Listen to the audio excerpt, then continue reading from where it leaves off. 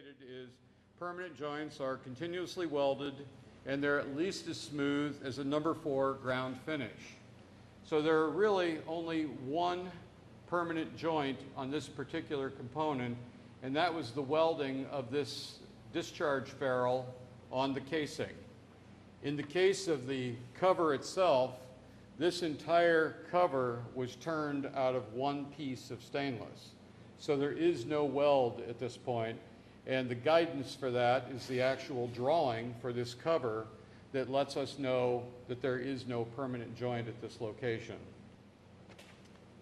There are 3 paragraphs that give guidance in the standard for soldering, press fitting, and shrink fitting. In this case, we've marked it not applicable because no soldering, press fitting, or shrink fitting methods are used in this equipment. We talk about coatings, the fact that coatings are sound and defect-free, and that they adhere to the substrate. Well, in this case, one of the surface modification coatings is our mechanical seal component. The surfaces are smooth. They'll withstand cleaning chemicals and products in the use environment. And again, this is evidenced by test data that was provided by the manufacturer for several hundred hours of operation using a 1.5% caustic solution and also a commonly used CIP acid solution. So the evaluation of the components after that prolonged exposure. One of the paragraphs that we'll come to is providing guidance for electrodeposited coatings. In this case, the way that these coatings are applied are a different mechanism, and so this paragraph was answered not applicable. We also then are asked about ceramic materials. Again, one of the CCE guidance bulletins allows us to look at these 2 ceramic materials, the tungsten carbide and silicon carbide, and determine, first of all, that they are approved use, and that in this particular case, we're looking to verify that we meet or exceed the minimum thickness of the coating per the standard. And all we're being asked to verify is that the coating application is greater than 0.003 of an inch thick. And the drawings would indicate that in this particular case, the coating was in substantial excess of that minimum. The next paragraph in the standard asks us about the use of plastic materials as coatings. Have we for example, a Teflon coated impeller? Again, this is marked not applicable because my findings were plastic materials were not used as coatings. Our next paragraph refers to cleaning. And when we go to the actual marked standard, I'll get back to it, this paragraph is the paragraph that was marked with an asterisk.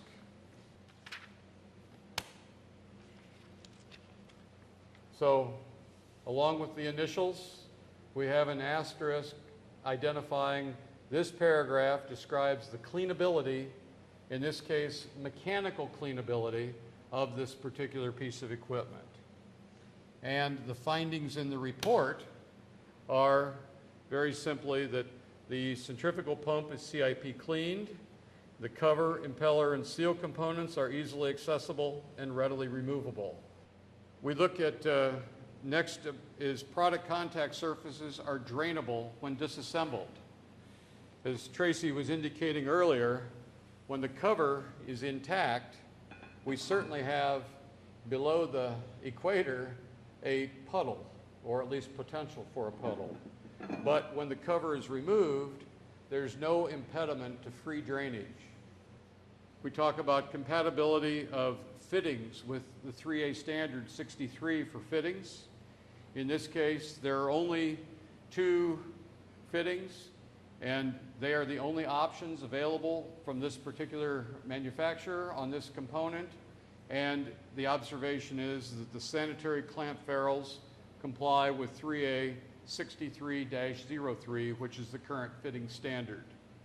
The next section talks about the seal component. And within the standard, we're asked if the seal is sanitary in its design, if it's demountable, if it's accessible for inspection and cleaning, and is packless. In this case, by removing a keyway, it was fully accessible and removable into its basic components for inspection. The next question is a rather detailed section for gaskets. And just to give you an idea of these criteria, that they are either removable or bonded. Gaskets shall have grooves no deeper than their width. And finally, when used, they shall be self-positioning and form a substantially flush interior joint. In this particular case, I've addressed the entire D8 section because of the unique aspects of the fact that there are next to no gaskets here. These are all O-rings. The observation is that gaskets meet the criteria. I've said yes, gaskets are removable. They have no grooves. Gaskets are self-positioning and they yield a flush interior surface. So we've met each of the paragraphs, but a rather simplified answer. But as you can see, we're touching on each of the criteria, and ultimately what we're looking for here is that, again, that we're able to meet the baseline criteria of radius within the standard. So the baseline in the radii section is that all product contact surfaces have a radii of not less than 1/8 of an inch, with the following exceptions, such as in seal components or slots and heads of impeller or rotor retaining fasteners. And in each of these cases, those radii shall not be less than 1/32 of an inch. And finally, the radius criteria around gaskets or O-rings. We can reference the O-ring sizes from the bill of material, and we can verify that each of these O-rings themselves, even the cover gasket in this case is an O-ring, we're able to verify from the O-ring table the radius information for their respective grooves. So in the case of the cover, again, our baseline criteria is 1/8 of an inch.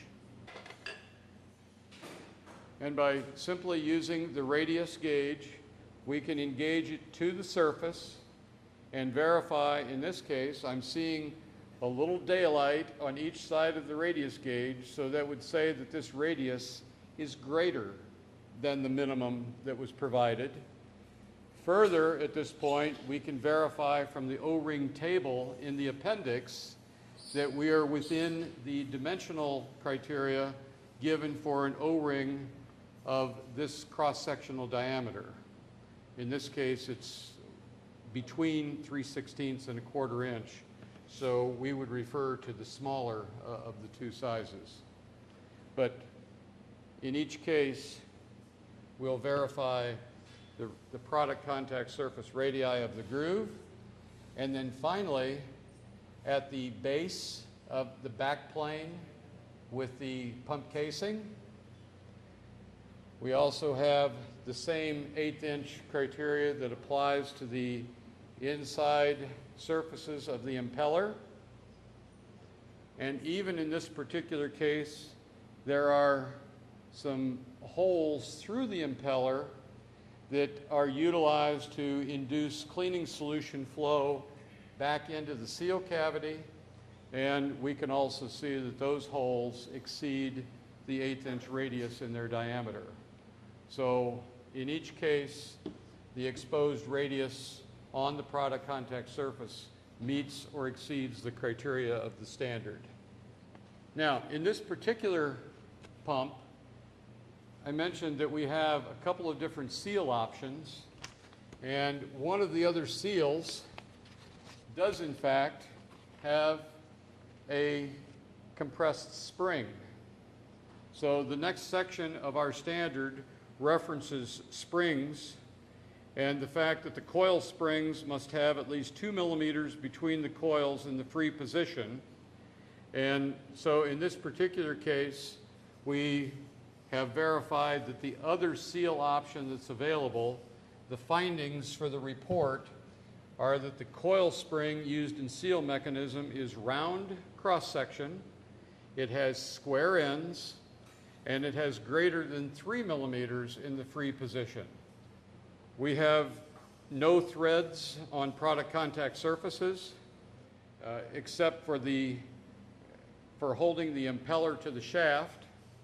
In this case, the impeller retaining nut has an enclosed thread, and it further is equipped with this additional sealing. And in the instruction manual, as was referenced earlier, we provide guidance to the user that if for any reason this seal has failed, it's discovered that there's product residue that has gotten in as a result of the seal failure, that there's guidance for cleaning the threads. One of the procedures is that after disassembling, this gasket is to be discarded, and prior to a reassembly, a new gasket would be applied. We have a question then that the pumps are capable of steam tracing. In this case, the cover, the shaft seal, inlet and outlet connections are available with an optional steam trace. A review of that equipment would indicate that when you disassemble a ferrule or a pump cover, that the steam traces themselves are exposed for inspection and that they are indeed able to meet the criteria for that particular option on the pump. We also have a question regarding inspectability of the shaft and the guarding. Again, the open area of the shaft is visible. It's greater than 12 millimeters in length. This area, as we've said before, was self-draining, and that the guard, in this case, we have a handle, but the guard on the actual pump is removable by a thumb screw for access and cleaning. But it's in place really for the safety criteria of removing finger or pinch point access. And with this, we come to the end of the main section, which references base plates and mounting details. And we're saying that in this case, yes, a base plate is provided. It's available as an option, and it meets the criteria as outlined in the paragraph standard. Also, leg mounting is available as an option. They are solid stock, and so therefore would also comply with the fact that legs need to be sealed. In some cases, they might be a tubular or a pipe material that would require a closure to prevent accumulation of liquid. And the last option, casters, is marked not applicable because casters are not available as a factory option. So we've gone through the standard. We've, again, created a question for each of the paragraphs. We've gone to the available drawings, documentation, and provided the answers in the findings of the TPV checklist. And we've also initialed the standard. So now, at this point, we're going to go through, as I just mentioned, the completion of the list. We've verified all of our material options. We've followed each one of those paths to make sure that we have a material cert governing it. We also have looked at other material options. In this case, we talked about AL6XN, Hastelloy C22. We verified those options.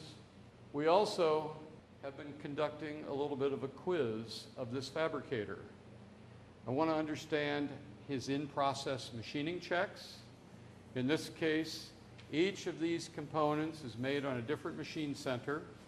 We want to understand that the mechanism for following a work order through their manufacturing process involves many different machinists, and we'd like to know how they're conforming to their in-process checks. Confirm any special user guidance. I mentioned the cleaning of the threads. In this particular case, there's also a little